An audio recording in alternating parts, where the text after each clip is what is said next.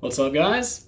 It has been a while. Maybe not a super long while, but yeah, in general, in 2020, I obviously have not posted very much cubing content. I've, until recently, just have not been super interested in practicing or just kind of being involved with cubing, period. I will say that that is starting to change, mostly because I am falling out of love in Tetris very quickly. I won't get into why, but yeah, I can't really justify prioritizing playing Tetris at all. Got too much other stuff that I want to get done that I think is a lot more important. Little disclaimer, I'm not going to say that I'm back or anything like that. A lot of YouTubers, they're like, I'm back, I took a long break because of motivation and I'm back, and then they just fucking dip again. I'm not going to do that to you. I'm not giving you empty promises that I'm back right this instant, that we're going to go back to the old 2019-2020 schedule of just 3 videos a week, non-stop action type stuff. I'm not going to promise that that's what's happening starting right now. But I do want to give you guys a few updates on what's going to be going on with Speedcubing Solution and my personal brand. It should all be hopefully pretty good news, although a bit vague at this stage. And then I'm going to talk a little bit about VLS and where I kind of see the VLS meta heading and where I've kind of changed my mind on a few things. Obviously, me being a pretty big VLS advocate for a very long time back in 2015, I had a lot of success with it, especially at Australian Nationals. But I am starting to realize and kind of understand where it can fall short, but also where it still does have value. So I'll get into that a bit later because that's more of the advanced stuff, and that's not going to, interest a good portion of you guys who aren't, quite at that level yet, and that's totally fine. So where do I want to start? So obviously this is my first cubing video of Q3 of 2021, and I only really posted one cubing video in Q2, being the reconstruction of a kind of silly solve I got in comp that I really had no business getting, but it happened, so it was cool. Okay, I'll start talking a little bit about business stuff. So a lot of people are probably wondering, what's happening with the newsletter, what's happening with Speedcubing Solution, will coaching ever come back? There's probably other questions I might be missing, but I imagine those are some of the big 3. To answer the newsletter question, I'm not entirely sure what I want to do with that yet. Obviously that's been a very big passion project of mine, and kind of a big issue I've been having is that I just don't know what to write about. Quite simply, I've just run out of ideas, and a big part of that could be the fact that I just haven't been super active and involved with the hobby for a good while. But yeah, I don't know, I've kind of just, I don't really vibe with the written format as much as I maybe used to. That said, the newsletter is always going to serve some kind of purpose with my personal brand. It may not be so much for informational content. It may be kind of relegated to special offers and announcements and things like that. Just stuff that you can't get on any other platform relating to my brand and the Speedcubing Solution brand. So as far as the newsletter goes, not really sure what's going to happen with it. If I had to guess, seeing into the future, I feel like it might sort of pick up again, maybe not in the 2 times a week format, but I could definitely see a future where I'm emailing once a week with just some random cubing related insights that I think are worthwhile. But I can't really give a deadline or date as to when that's going to happen. And it ties in a little bit with some other questions. So when is Speedcubing Solution coming back? Short answer, not entirely sure of the date, but there will be at least one more traditional enrollment period this year. And now for the long answer, I guess. So me and my partner in crime, Chandler, from the Cubicle fame, working with them obviously, he has been doing an internship for the last hot minute or so, and that's obviously kept him quite busy. And this is fine, I've been busy with my own stuff anyway, so, Speedcubing Solution kind of sat on the back burner. I've just been kind of dealing with the students that I do have rather than trying to continue expanding, so on and so forth. All that we can say for certain, again, it's going to be a little bit vague, but hopefully, it's exciting enough that that, good things are to come. There's going to be one more enrollment period this year. and there is going to be a restructuring of how the business works, and that restructuring is definitively going to include my old form of coaching, where instead of, what I've been doing for the past year and a half, where you pay a couple hundred USD to get access to either 1 or 2 comprehensive, roughly 12 to 14 hour courses, you can just send me some solves for, and along with that, anywhere from about, I think I used to charge about $50 to $80. Those prices may or may not increase. They won't decrease because that's disrespectful to the people who supported me in the beginning. Prices will never decrease. That's just kind of a principle I stand by. But that will be coming back. That will be coming back, and that will be a big part of how the business gets restructured. And that will be alongside the existing courses I have, Speedcubing Solution and Speedcubing Solution Pro. So hopefully that answers the second question of just like what's going on with Speedcubing Solution, and also kind of the third question, like will coaching be coming back? And the short answer is yes. However, that is with the caveat of I can't give you an exact date because I still need, I need to have a chat with Chandler once he is finished with his obligations, and he's in no rush, and I'm certainly not trying to rush him or anything. When the time comes, we will come together and we will execute on this plan. So that's kind of what's happening as far as like life update stuff. I guess other random updates I can think of that are cubing related. My last 2 competitions that I was going to go to both got cancelled. That kind of sucked. That being said, I really was not practicing or trying to prepare for them in any capacity. And just in general, just something you guys might need to know about me. Ever since like probably as early as like the middle of 2018, a lot of my motivation with cubing really has had nothing to do with like performing well in comp or being ready for competitions. It's very much revolved around just like my love for the hobby and business related ventures and the kind of the intersection of those two things. And with that, I can also mention like I have been practicing a fair bit more recently, only 3x3 though. I am going to need to get some new hardware. So if you guys have any, by the way, if you have any recommendations for like the best like 3x3 through 5x5, because those are probably the events that I would want to have good hardware for. Everything else I could give a rat's, but for 3 through 5, I wouldn't mind having some decent hardware, maybe even 6 and 7. Maybe throw a 2x2 in there just so I don't have to use what I've got. Maybe just to sneak out some more wins before I'm truly a decrepit boomer. But yeah, if you have any recommendations just for like your general N/N hardware, by all means give me some suggestions and I'll maybe buy some stuff. We'll see. But yeah, that's like the other update I can think of. There is Australian Nationals coming up. I'm gonna prepare in like some capacity. I've yet to be determined, but that could be coming up if that doesn't get cancelled. And to be honest, I'm not getting my hopes up one bit. But like I said, me practicing and my motivation to practice has very little to do with competitions. It's to do with my love for the hobby, and the comp getting cancelled isn't going to change that. So I will be practicing going forward. It is currently hay fever season in Queensland, so I've been having a great time. Alright, so what else is there to talk about? I think that's kind of all the update stuff. Now I'm going to finally talk a little bit about my thoughts on VLS and where that whole meta is heading. We're at about 8 minutes 30 in the video, so I'll probably, I'll make like a pinned comment saying if you don't care about the updates, you just want to know my super dank big brain thoughts on VLS, skip to 8:30. But yeah, so with VLS, and I talked to Timon about this, I want to say between like 1 and 2 months ago. Obviously he's, just as a random out of the side, he's been killing it recently in comps. I'm so happy for him. I'm so glad he's, obviously he's gotten like great recognition in the past few years, but I'm really glad to see him like really give the 3x3 world record average a run for its money. And I'm so sure that he's going to be the one to break it. Just phenomenal cuber. Shout out to Timon, great guy. Love him. Yeah. But yeah, we had a chat and, I kind of more or less talked him into learning VLS. As I said at the start of the video, at some point, I've been a big advocate for VLS for a very long time. It served me very well, specifically in the final round of Australian Nationals 2015. That ended up being one of my better lifetime world rankings for 3x3 average. So yeah, like I said, I've always had a kind of soft spot for VLS. But Timon, he kind of thinks it sucks.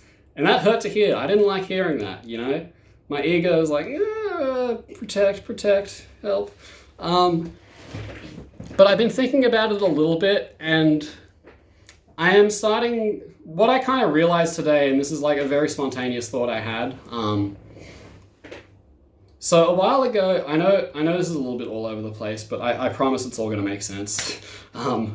So a while ago, I made a video about like COLL is worth it, even though it's not worth it, something like that. And the idea is basically by learning COLL and COLL recognition specifically, you gain the ability to do what's called CP recognition, which gives you just a new way to see OLL cases and just an avenue to have better PLL prediction using things like ROLL, and then JOLL, which is kind of like an edge-specific extension of that. And yeah, so basically COLL, while it isn't a super hot subset with like the most worthwhile algs across the board, it is a good way to learn that skill. So I want you to keep in mind as we keep going on, like the word skill. It gives you that skill. You can also get it from other places like CLL on 2x2, CMLL for RU, probably something else, but you get the idea. It's one of the better ways to develop that skill. You will eventually have to unlearn COLL when you learn it, because you'll realize you're doing algorithms that are not actually benefiting yourselves. And I think VLS, as it currently stands, is in a very similar position to how I see COLL. I think it is very much worthwhile to learn VLS and learn to recognize VLS cases without, it's worthwhile to learn VLS for just the VLS recognition you get. And I don't really think there's a substitute where, like with COL, you could learn a different subset, but I think VLS is kind of its own thing. There's nothing else that really compares to it. But in the long run, as you get more and more advanced, like you learn more good ZBLL sets, like UT and L at the absolute minimum, H and Pi being a bit more debatable, but we're seeing more and more promise with those two. It becomes more valuable to, instead of do VLS, you do edge orientation inserts that force those favorable ZB sets, basically. So that's one aspect to it. The other thing that I think is kind of making VLS a bit less relevant in the meta is the fact that OLL specifically has gotten so optimized. Like, there's very few OLLs, I could probably count them on one hand, and that's still being generous, that have algs that cannot be done in like under 0.6 or maybe like 0.65. OLL is a very good subset. It has been developed so goddamn well. A lot of that to do with like S slices and just finding good algs, better finger tricks, the works. And so with that, doing VLS, like a lot of the time it could just be better to do a basic insert and then get an OLL that's, it's not necessarily as efficient as like a through rough or a sexy sledge or a soon variant, or any of those variants involving like maybe some fat turns or an S slice insert somewhere, like FMC insertion style. But even just something as simple, like, let me give you an example. Like, doing like a basic insert into like this OLL, it's not like a super special case, but it is damn fast. And there are VLS cases where I think it's just better to do like that basic insert into that. But also with like a bit of a level of like prediction that comes from having learned VLS. So basically what I'm trying to say is where I think VLS is kind of right now is I think it's still worth it to give the subset a go and try learning it. It is 200 algs, yes, but the algorithms are very short and the recognition is pretty consistent. But then over time, as you learn more advanced like ZB stuff, and even just learn like really fast ways to execute a lot of OLL cases, I think there's going to be a lot of cases where it's valuable to just like have a quick glance at like the general shape of the VLS and then do either like an RU prime R prime, an RU2 R prime, a sledge, maybe like a M prime U insert thing like that, and then take an OLL that's, at least decent, because these days decent OLLs mean like 0.6, 0.5, which is like pretty damn cracked. And I think with that, you also introduce a bit of kind of like option select stuff, something I haven't talked about like too much over the career, but it's one of the, I think, more interesting ideas I put forth. And basically the idea that I'm kind of seeing in my mind is that you have VLS cases that are pretty easy to confuse with each other. And I think a good way to solve that is just like kind of option select with a basic insert that among the VLS cases that look similar, you're guaranteeing an OLL that's at least decent, like in that 0.5, 0.6 range. Like examples of like an OLL you would want to avoid would be like this case. Like this is a case you would never want to force. And VLS cases that naturally like go into like this or something else that's just not as favorable, that would be where VLS algorithms, the traditional way, would still be valuable. But again, there's still options of like EO to ZB, et cetera, et cetera. Hopefully that wasn't too scatterbrained of a thought. I guess like a think piece. I feel like it kind of was, but for those of you with God tier patience, hopefully you kind of understand what I'm getting at. So yeah, that's kind of where I think VLS is at. So overall, I still think it's worth learning. Like I said, 200 algs, but that doesn't necessarily mean it's going to take you like 6 months to learn. I think realistically, if you're even like a little bit disciplined and like understand like how to learn algs effectively, you can get it done in like a couple months. And then from there, you have that like VLS vision, and then you could kind of build on top of that with some of the ideas I've put forward, whether it's EO to a favorable ZB, or taking VLS cases that look very similar and then thinking, okay, what's an insert that I can do that will guarantee a good OLL every time? And it might just be a simple RU prime R prime. It might be RU2 R prime. Because let's say maybe there's like two cases that look similar, and you know, one of them, RU prime R prime, gives a good OLL and the other one gives a crappy one. But if you do RU2 R prime for both, they both give good OLLs. That's more or less what I'm trying to suggest, basically. I think that might be a better way to approach VLS, at least until the algs maybe get better. I feel like I might have to talk to Timon about this, like see like more of his issues with just the subset. But yeah, that's pretty much kind of what I'm thinking. So yeah, this is a little spontaneous cubing thought. I don't really know how to close out this video, I'm not gonna lie.